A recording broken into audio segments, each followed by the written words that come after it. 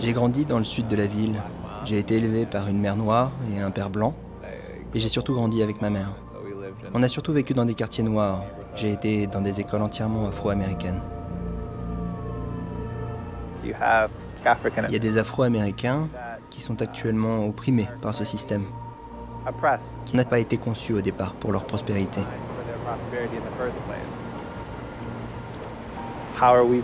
Comment allons-nous résoudre ce problème de préjugés raciaux et d'injustice raciale? Comment allons-nous créer un système qui permette à tout le monde de prospérer spirituellement et matériellement?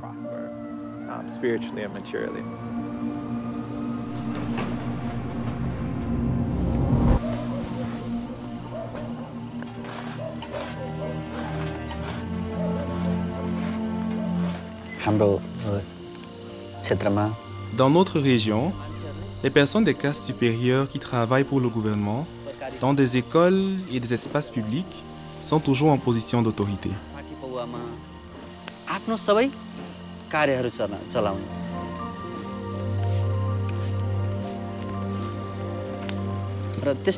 Pour cette raison, les plus riches sont de plus en plus riches et les plus pauvres de plus en plus pauvres. Quand cet écart entre les castes prendra-t-il fin?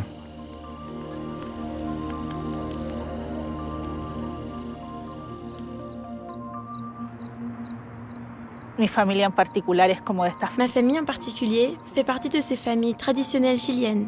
La religion et la vie communautaire ont toujours été très présentes.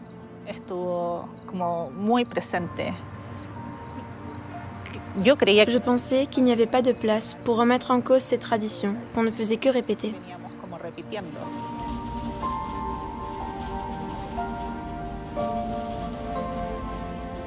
Je désirais profondément trouver quelqu'un qui me dise « c'est bien de penser différemment, d'avoir une autre compréhension du monde ».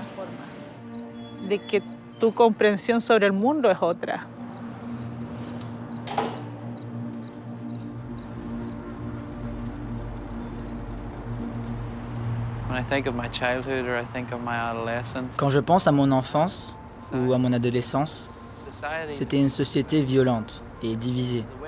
Et ça s'exprimait par la guerre. Souvent, les personnes que tu connaissais étaient tuées.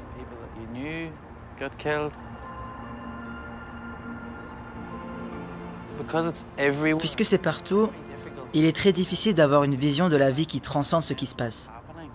J'ai commencé à poser des questions sur la manière dont on vivait dans ce pays. Pourquoi est-on une société en guerre? Nous ne semblons pas si différents. Sommes-nous si différents?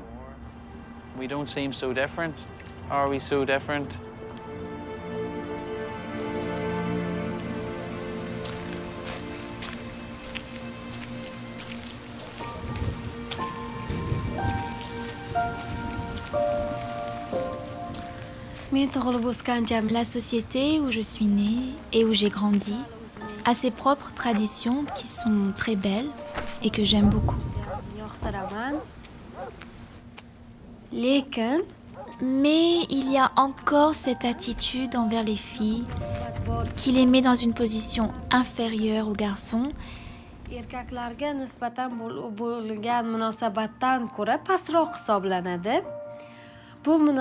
Et cette attitude devient pour les filles un obstacle à la poursuite de leur éducation et au développement complet de leurs capacités.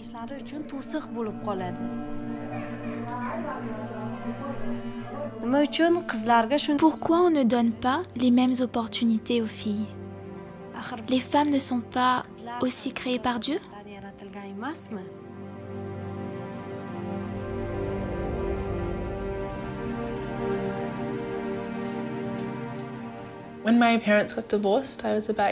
Lorsque mes parents ont divorcé, j'avais 8 ou 9 ans.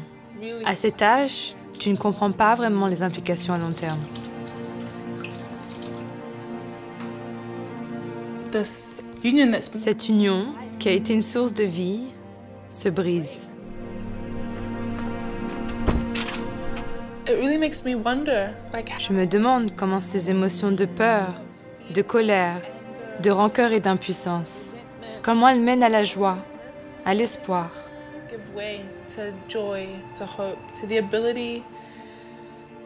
a cette capacité à reconstruire l'unité dans sa famille.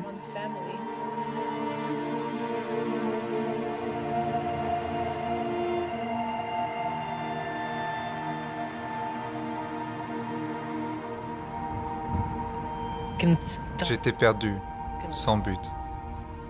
J'étais une personne sans aucun rêve, une personne sans aucune identité. Une des choses les plus difficiles pour un être humain est de quitter son pays, quitter sa maison, quitter sa famille.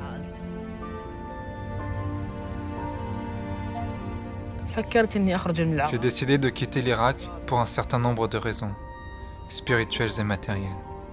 La plupart du temps, nous débattions pour prouver que mon opinion est meilleure que la tienne. Ma religion est meilleure que la tienne, et ma race est meilleure que la tienne.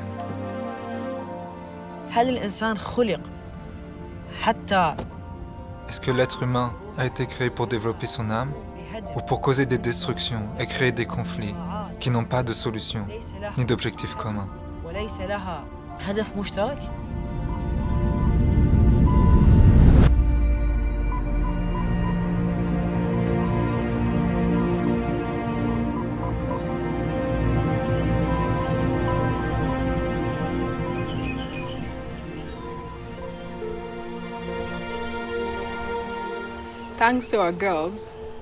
Grâce à nos filles, on est d'habitude levées à 7 heures de la journée.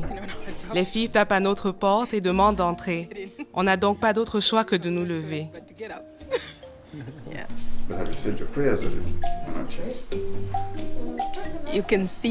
Vous pouvez voir de la lumière annonçant l'aube d'un nouveau jour.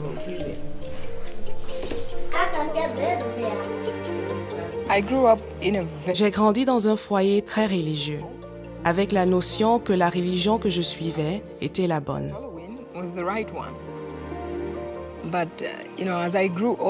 Mais en grandissant, j'ai commencé à me préoccuper.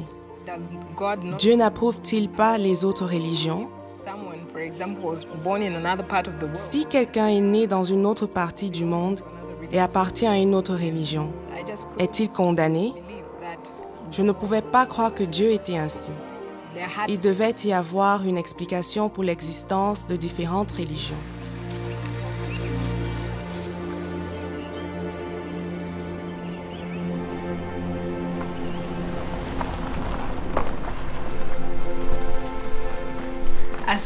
En tant que médecin, on utilise des méthodes cliniques pour clairement définir la maladie du patient et pour prescrire un remède spécifique pour cette maladie. Baha'u'llah compare Dieu à un médecin divin qui tient sous son doigt le pouls de l'humanité. Et donc, d'âge en âge, Dieu nous envoie ces manifestations apportant une révélation qui peut résoudre les problèmes de cet âge.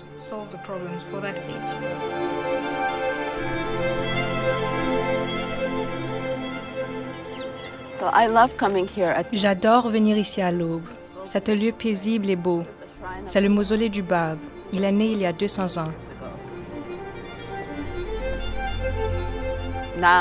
Aujourd'hui, cet endroit déborde de joie et de lumière. Mais au moment où il est né, le monde était plongé dans l'obscurité de l'oppression pour de nombreuses personnes. Shiraz en Perse. Le jeune Bab est un garçon exceptionnel. Son maître, stupéfait, le renvoie chez lui, disant qu'il ne peut rien enseigner à cet élève doué.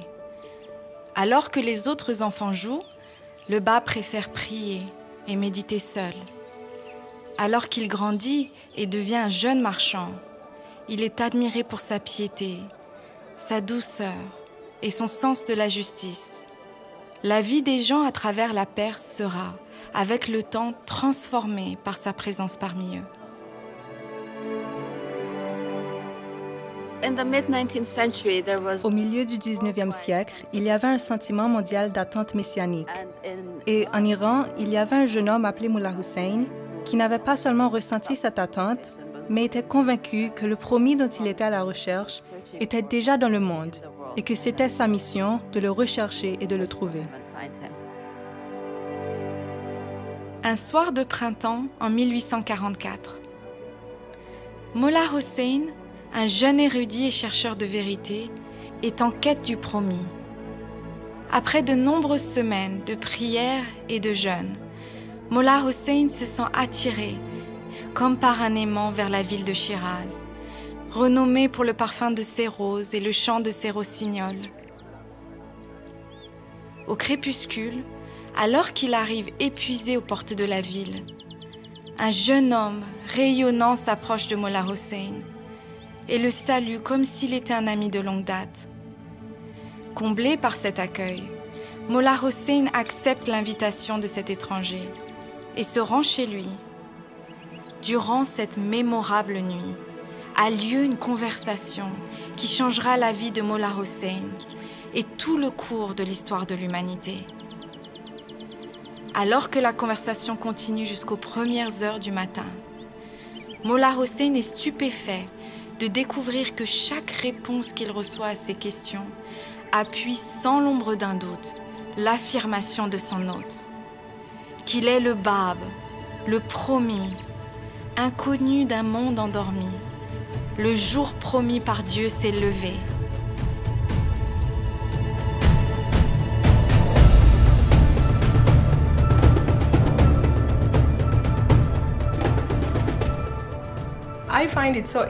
Je trouve si intéressant qu'immédiatement après la déclaration du Bab à Shiraz, en Perse à cette époque, de l'autre côté du monde, Samuel Morse envoyait son tout premier code Morse de Washington, D.C. à Baltimore. Mai 1844. Pour la première fois dans l'histoire de l'humanité, un message est envoyé instantanément d'une ville à l'autre. Le message, qu'est-ce que Dieu a fait? Et d'une certaine manière, c'est comme si deux moyens de communication ont été donnés en même temps à l'humanité. La déclaration du Bab a ouvert la voie pour que l'humanité soit unie dans un sens spirituel, mais les avancées dans les télécommunications depuis le premier code Morse ont engendré un progrès sans précédent de la science et de la technologie qui ont uni l'humanité.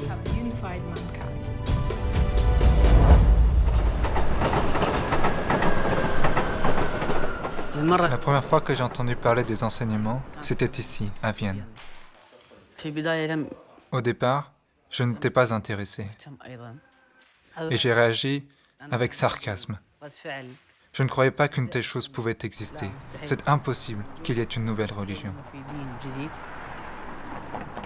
Donc, j'ai décidé de mener ma propre recherche et de ne pas écouter les autres, mais seulement mon cœur.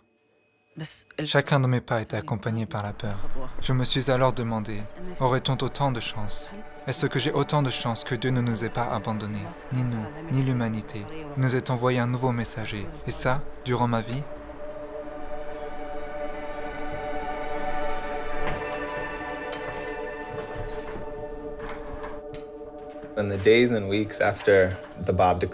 Dans les jours et semaines suivant la déclaration de la mission du Bab à Mollah Hossein, plusieurs autres personnes ont reconnu le Bab indépendamment, et le Bab les envoya dans différentes provinces pour répandre ses enseignements.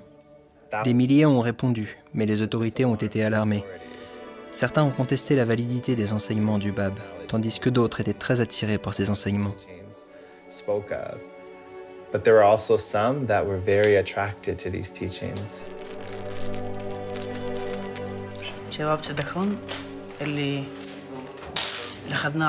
Vous vous rappelez de cette histoire qu'on a lue sur Vahid? Lorsque le Shah a entendu parler du mouvement Babi et qu'une personne enseignait les gens dans sa ville à Shiraz, il décida d'envoyer quelqu'un, Vahid, qui faisait partie des plus érudits d'Iran à cette époque, en droit, sciences et religion, et était un homme distingué et respecté par le Shah et la société iranienne. Missionné par le Shah pour enquêter sur les revendications du Bab, le fier et accompli Vahid se trouve complètement impuissant face à la sagesse du Bab. Après leur troisième entretien, Vahid décide de tourner le dos à son statut terrestre et de consacrer sa vie entière au service du Bab. Comme des milliers d'autres, l'acceptation du Bab par Vahid et sa dévotion envers lui l'amèneront à offrir sa vie même à la cause qu'il avait embrassée.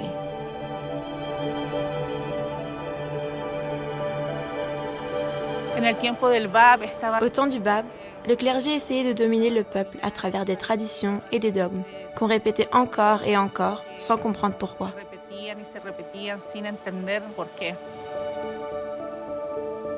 Tout évolue, et cette évolution s'applique aussi à la religion. Alors, reconnaître ces récentes manifestations libère l'âme et nous rapproche du Créateur.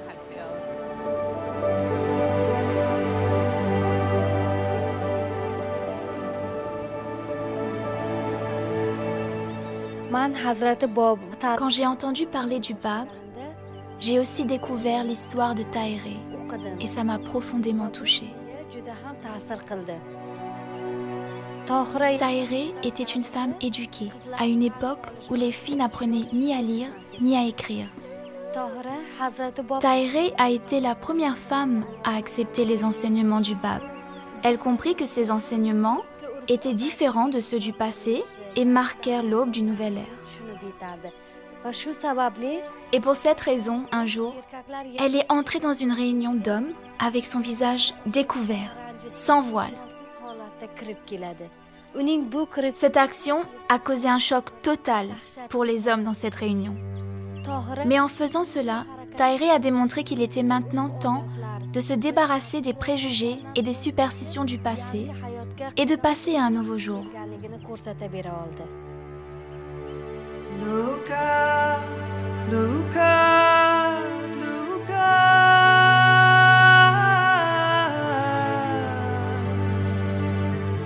Look up, look up, a dawning day draws its first breath. The world grows light, our souls begin to glow. Des milliers de disciples du Bab ont été arrêtés et tués. Tahiré elle-même a été arrêtée et brutalement assassinée. Il est dit qu'avant son exécution, elle a dit « Vous pouvez me tuer quand vous voulez, mais vous ne pourrez jamais empêcher l'émancipation des femmes. » Let warring waves be banished from the world. Let justice everywhere its carpets throw. May friendship ancient, hatreds reconcile. May love grow from the seed of love.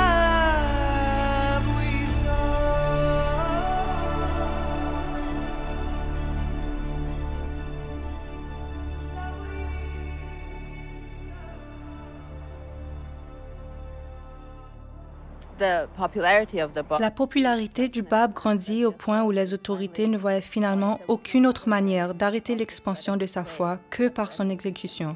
Donc, en 1850, l'ordre de son exécution a été ordonné.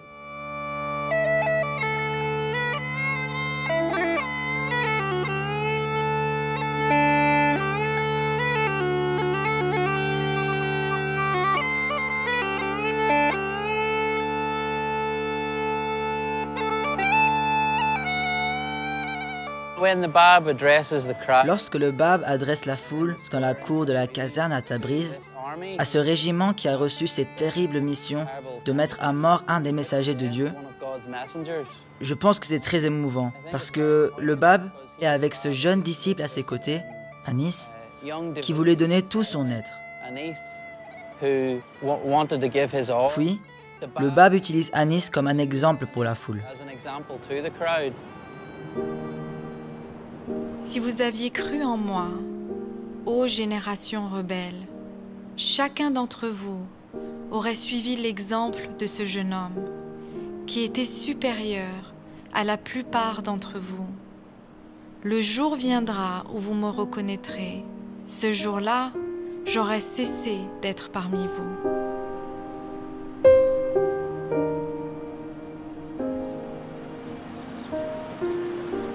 Je pense qu'un des éléments par lequel le cœur est attiré par rapport au martyr du Bab, c'est cette idée de sacrifice. Sa seule motivation était de porter le message de Dieu à l'humanité.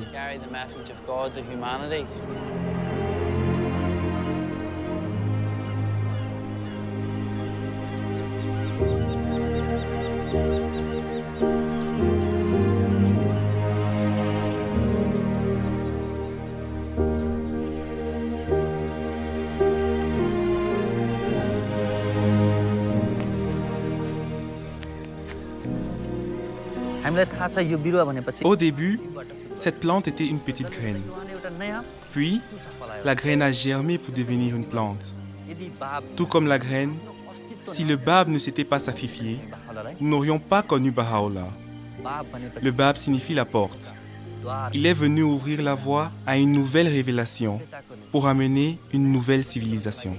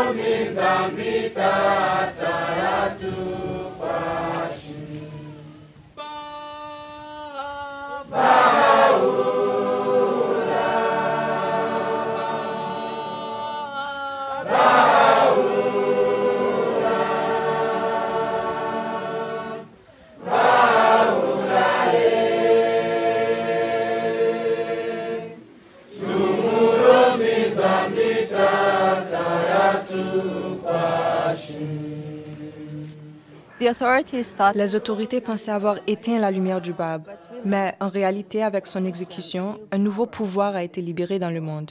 Il a définitivement rompu avec le passé et préparé la voie pour la venue de celui que Dieu rendra manifeste, Baha'u'llah.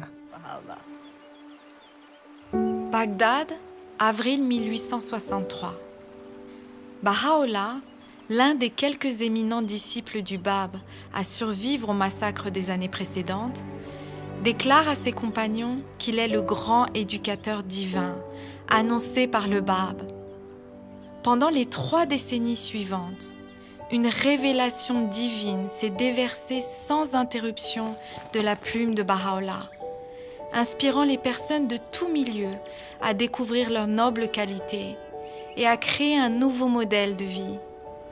Afin d'apporter ces enseignements à l'humanité, Baha'u'llah a enduré l'emprisonnement, la torture et l'exil.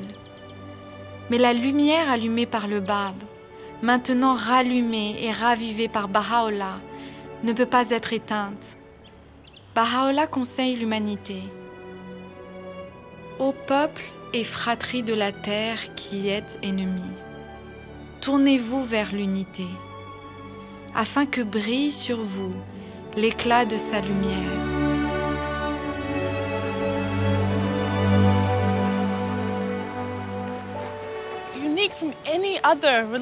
Cette dispensation est unique par rapport à toute autre dispensation religieuse dans l'histoire, parce que 2 manifestations de Dieu se sont succédées de très près.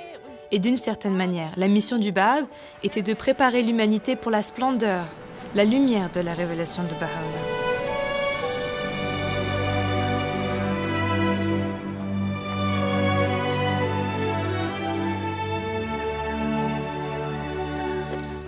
On avait ce préjugé de caste. Mais après avoir reçu les enseignements de Baha'u'llah, on a commencé à penser différemment.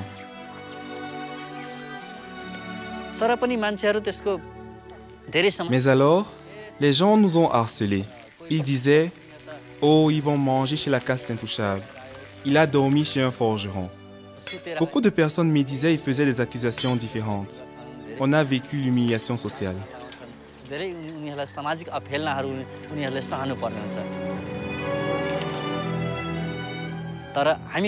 Mais on croit que si on ne tolère pas ces humiliations, on ne peut pas progresser.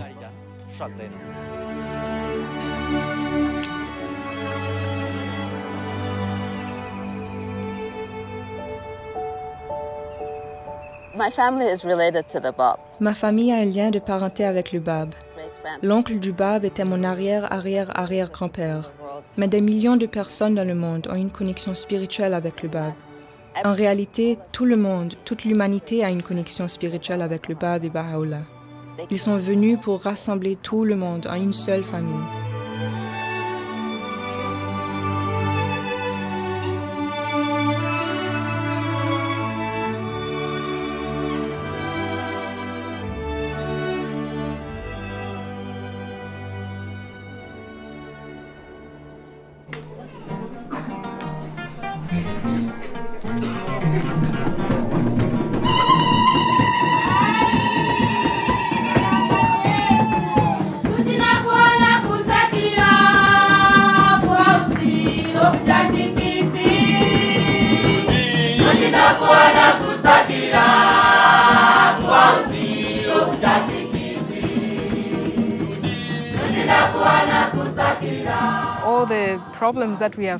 Tous les problèmes auxquels on fait face collectivement en tant qu'humanité sont comme une maladie.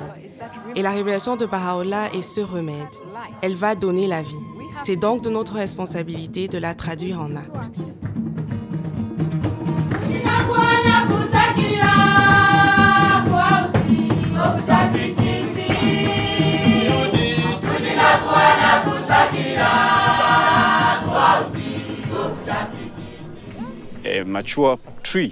Un arbre mature est celui qui produit des fruits pour que d'autres en bénéficient.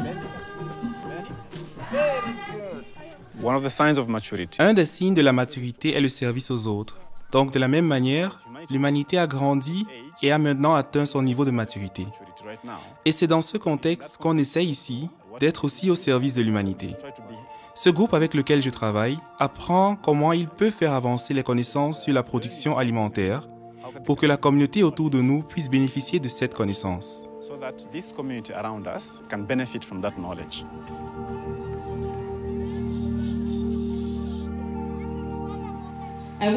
Je vous souhaite la bienvenue à l'inauguration du Centre Ngungu pour l'agriculture communautaire qui a appris à offrir au cours des 10 dernières années un programme d'éducation communautaire. Okay, so from the weeds that we've picked, what are the names of these species? The farmers donate their local seeds and we plant them here. Les agriculteurs donnent leurs semences locales. On les plante ici et on étudie avec la communauté locale pour qu'il n'y ait pas de dépendance excessive à l'égard des semences certifiées. Les personnes que vous voyez ici sont les promoteurs en agriculture. Donc, nous croyons la théorie et la pratique. Voici le jour de Dieu que j'avais l'habitude de lire. Des efforts seront exigés de nous, êtres humains ordinaires que nous sommes. Dieu nous a donné la bonté de transformer le monde en un paradis auquel on a tous espéré.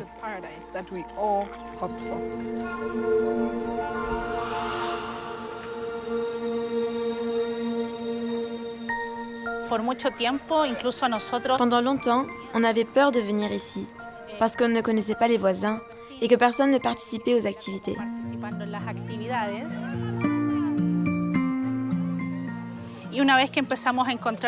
Une fois qu'on a commencé à trouver des jeunes et qu'ils ont démarré leurs propres activités de base, leur entourage a commencé à participer et à laisser des inconnus entrer dans leur quartier.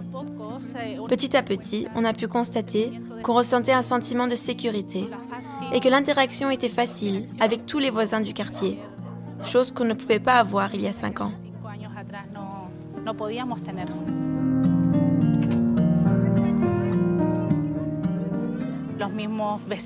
Les voisins eux-mêmes se lèvent pour servir, amènent leurs enfants aux activités et se soucient des enfants de toute la communauté, pas seulement des leurs.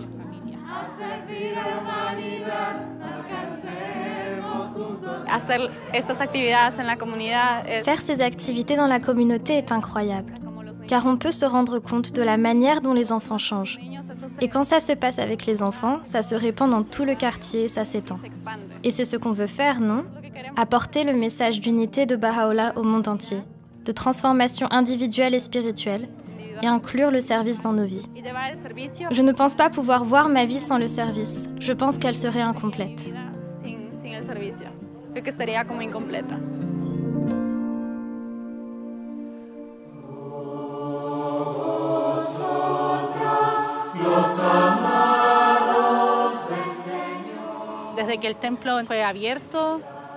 Depuis que le temple a été ouvert, les gens ont commencé à y venir de manière spectaculaire. Les occasions de rapprocher les âmes de la révélation de Baha'u'llah sont infinies.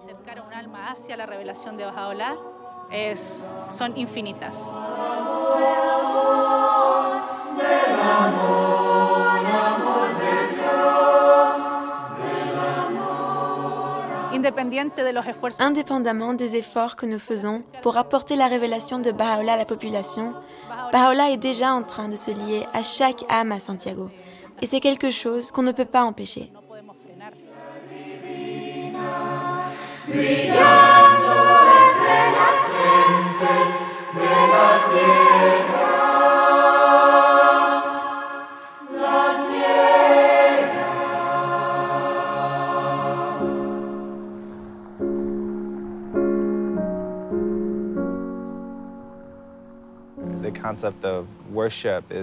Dans les écrits de Baha'u'llah et du Bab, le concept d'adoration est quelque chose qui est lié au service.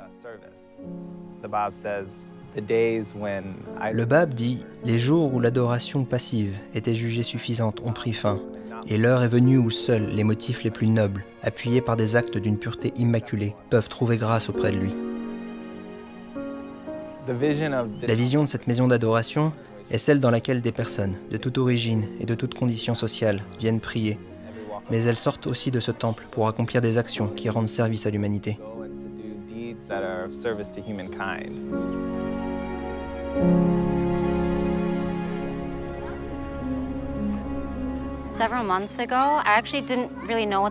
Il y a quelques mois, je ne savais pas vraiment ce qu'était la foi Baha'i. Donc je suis allée au temple pour la première fois et j'étais si touchée d'être là que je voulais en apprendre plus. Alors j'ai rencontré autant de personnes que possible. Je suis allée à des réunions de prière et c'est comme ça que j'ai rencontré cette communauté. Et ils m'ont parlé du travail qu'ils faisaient dans le quartier. Et c'était pour moi la manière la plus évidente de travailler pour l'unité et la paix, en commençant au niveau de la communauté, et de vraiment travailler pour rendre ce monde meilleur. Alors j'ai senti que je devais m'impliquer dans ça. I had to get involved in that.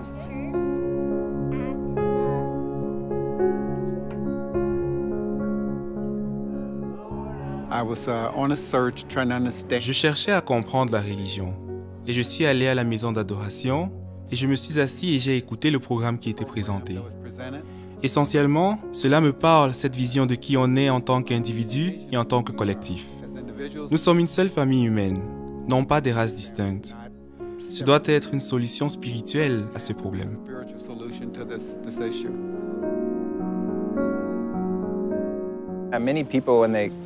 Beaucoup de personnes, lorsqu'elles viennent dans ce temple, ressentent cet esprit en franchissant la porte. Elles veulent savoir comment elles peuvent reproduire cela dans leur propre quartier, dans leur propre communauté. Des Baha'is et leurs amis ont essayé d'apprendre à faire ça depuis un certain temps, en réunissant chez eux tout le monde de leur quartier, de leur rue, pour faire des prières, pour parler des besoins de leur communauté. Puis ils sortent et essayent de développer des capacités pour qu'elles puissent répondre aux besoins de leur communauté.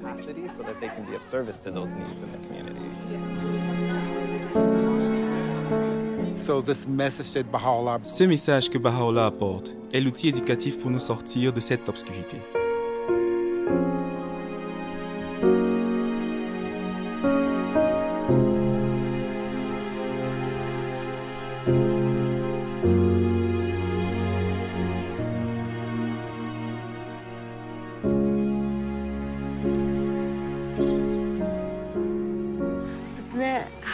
Dans notre pays, on a pour tradition de préparer le soumalak.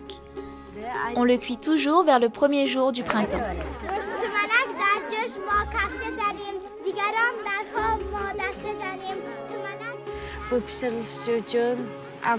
Le processus de cuisson est assez complexe et ça nécessite la participation de beaucoup de personnes.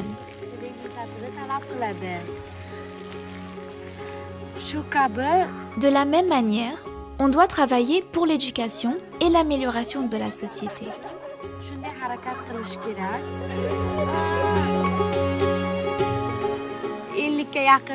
Environ 50 jeunes participent au cours d'éducation spirituelle. Le programme a eu un impact majeur sur les filles en les aidant à reconnaître l'importance de l'éducation dans leur vie.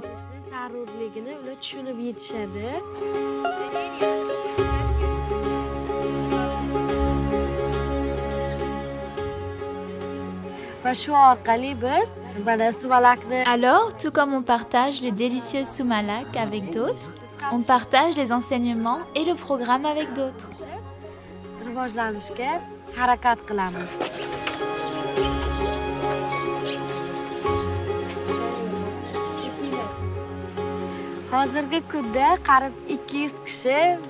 On est maintenant près de 200 personnes qui essaient de contribuer à l'amélioration de notre village. Ces enseignements sont les meilleurs outils pour l'unité et le progrès de notre village.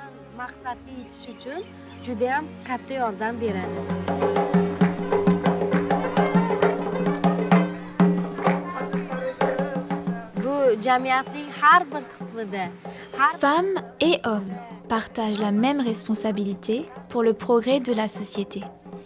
Et les résultats qu'on atteint appartiennent à nous tous, non seulement à notre village, mais au monde entier et à toutes les nations.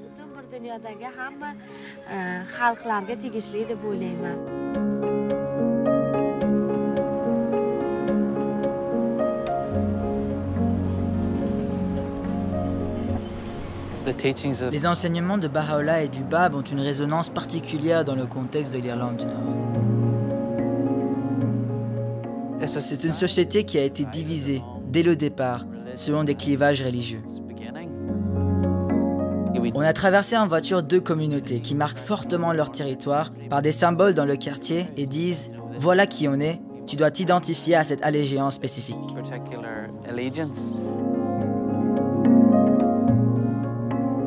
Dans le contexte de Belfast, le centre communautaire joue un rôle significatif, car il représente quelque chose qui essaie de connecter les gens avec quelque chose qui est pour tout le monde.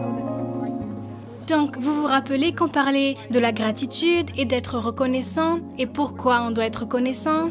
Ah oui, vous vous souvenez. C'est un quartier très divers et beaucoup de ceux qui vivent ici sont des jeunes. Ils ont eu un aperçu de ce à quoi ça ressemble quand des gens travaillent ensemble.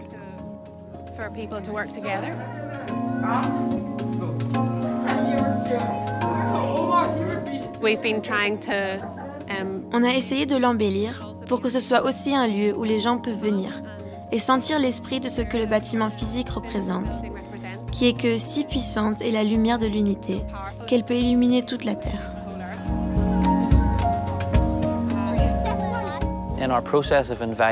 Dans notre processus pour inviter les amis de ce quartier au centre communautaire, ce qu'il y a derrière est l'unité de l'humanité. C'est le principe motivant. On essaye de travailler avec des jeunes qui peuvent avoir une vision pour un avenir d'une Irlande du Nord unie.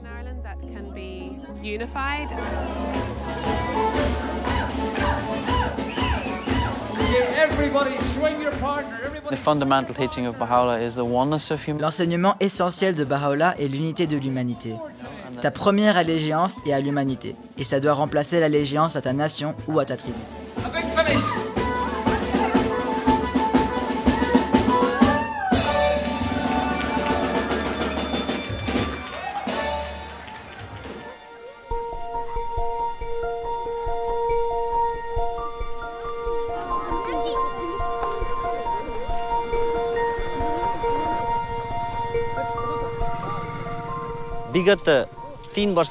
Ces 3 dernières années, on s'est réunis pour servir ensemble.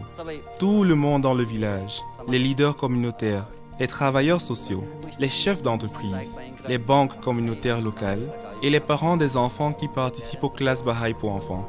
Ils nous aident tous avec ce projet de service.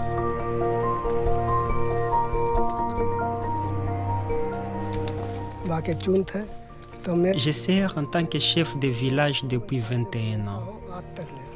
Lorsque le programme Baha'i a commencé, j'ai été invité à consulter avec eux. Parce que les activités Baha'i ont lieu dans nos communautés, mon travail de chef de village est facilité. car notre village est maintenant sûr et sécurisé. Je reçois des suggestions et l'éducation spirituelle du programme Baha'i aide notre communauté à se développer encore plus.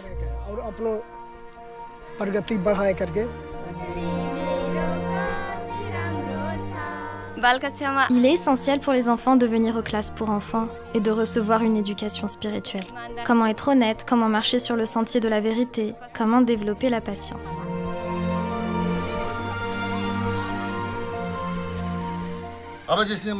Il ne devrait y avoir aucune caste. Les différents groupes ne devraient pas être séparés. Il devrait y avoir l'unité de l'humanité dans le monde. Ça se passe en ce moment. C'est une avancée très importante. À travers les enseignements et les principes de Baha'u'llah, on voit des changements dans la vie quotidienne des gens, dans le langage qu'ils utilisent, leur comportement, leur travail. Dans leur vie quotidienne, on voit les enseignements de Baha'u'llah traduits en action.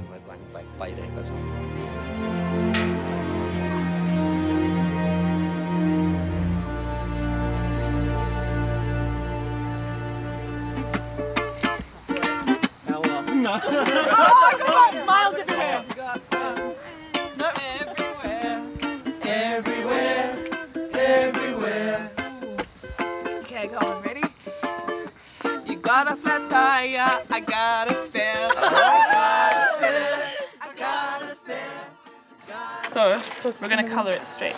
We can all paint one and then look at them and be like, okay, this is what we're working towards, just so we have something that we've actually done, and then it's easy to learn or think about how we're here. On travaille ensemble sur un atout pour notre famille. In Tonga. Au Tonga, la création d'un atout est avant tout une création collective. Quand on regarde un magnifique natou, ce qu'on voit est une patience et un amour incroyable, et un groupe de personnes qui ont été capables de travailler pour quelque chose de beaucoup plus grand qu'elles-mêmes.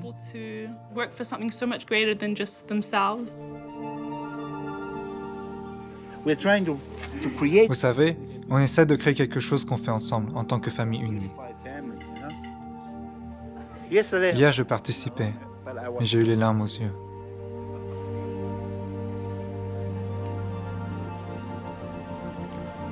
Parce que je sais que c'est quelque chose qui va améliorer l'unité de notre famille.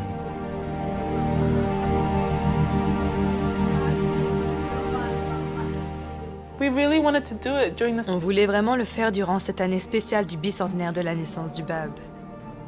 Il y a une très belle citation du Bab qui dit que toute personne qui possède un pouvoir sur une chose doit l'élever à son plus haut degré de perfection, afin qu'elle ne soit pas privée de son propre paradis.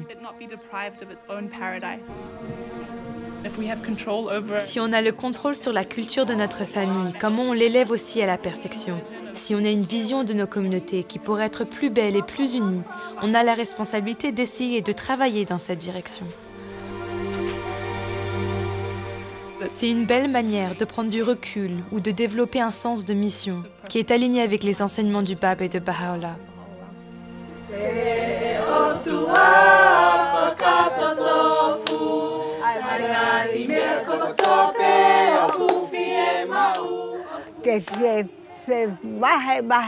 Ils apprennent ensemble et ils comprennent que le travail dans la famille profite à la communauté tout entière et que ce ne sont pas deux éléments séparés.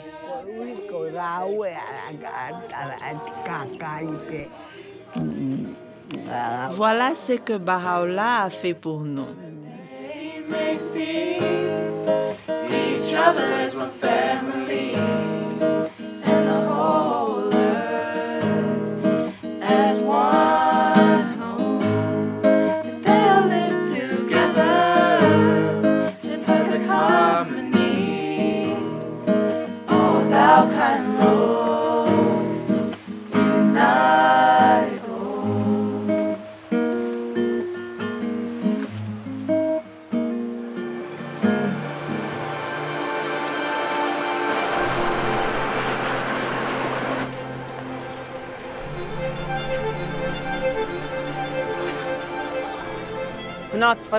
Il y a une équipe d'amis proches ici à Vienne. On est tous d'origines différentes. Il y a des Persans, des Autrichiens, des Arabes. C'est une bénédiction pour nous de prendre la responsabilité de contribuer à la construction de nos communautés.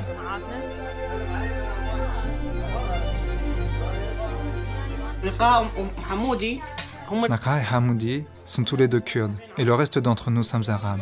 Peut-être que cette rencontre n'aurait pas lieu dans d'autres endroits, pas vrai?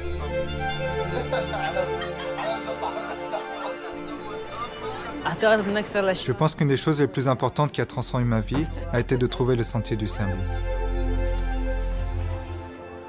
Le café des langues est une idée qui est venue du programme des pré-jeunes. Comme les pré-jeunes de 11 à 15 ans sont à l'école et qu'ils ont rapidement appris la langue locale, ils sont capables de rendre service à leurs aînés et aux personnes ayant des difficultés à apprendre la langue.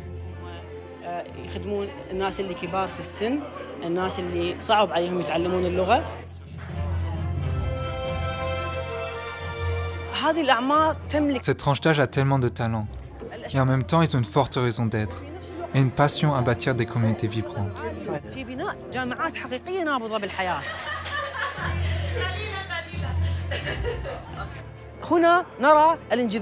On voit ici la vraie attraction vers la beauté. Quand autant de personnes de religions et d'origines différentes se rassemblent en tant que communauté unie et qui se soutient, on peut voir le mouvement de toute une population vers les enseignements de Baha'u'llah.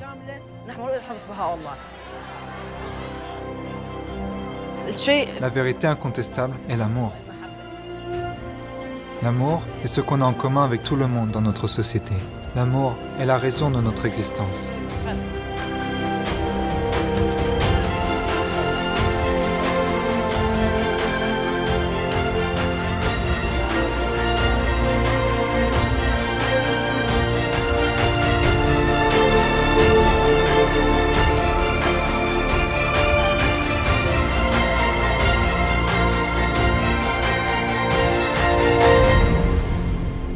Peuple de la terre, en vérité, la resplendissante lumière de Dieu est apparue parmi vous, investie de ce livre infaillible, afin que vous puissiez être guidés vers les voies de la paix et, avec la permission de Dieu, que vous sortiez de la nuit vers la lumière et sur ce long chemin de vérité.